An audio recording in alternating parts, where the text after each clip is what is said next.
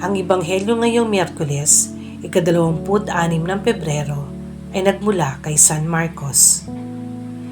Sinabi ni Juan kay Jesus, "Guro, nakakita po kami ng isang taong nagpapalayas sa mga demonyo sa pamamagitan ng inyong pangalan.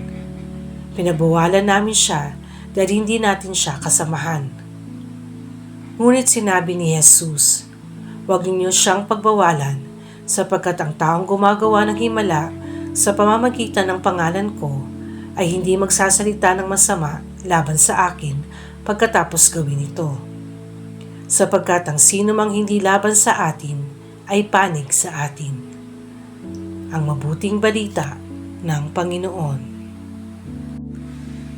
Ang ating faithful reflection ay nagmula kay Brother Celton Sindo ng Hand of the Sower Catholic Community. Magparaya kaysa magpadaya. Tuwing linggo, ipinahayag natin, sumasampalataya ako sa isang Diyos na may gawa ng langit at lupa, ng lahat ng nakikita at di nakikita. Ang Ebanghelyo ngayon nagpapatunay na kahit noon pa mang kapanahunan ng ating Panginoon, matindi na ang paniniwala sa mga puwersang di nakikita, ang realidad ng demonyo. Kaya nang mapansin ni Juan na may nagsasagawa ng eksorsismo na di naman nila kagrupo, gusto niyang agarang masugpo ito.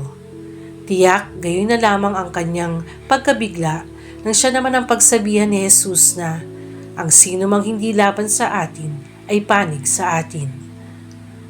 Lumikha ng kontrobersiya ang naging pahayag ni Pope Francis kamakailan sa kanyang pagbisita dito sa Asia na ang lahat ng relihiyon ay daan patungo sa Diyos.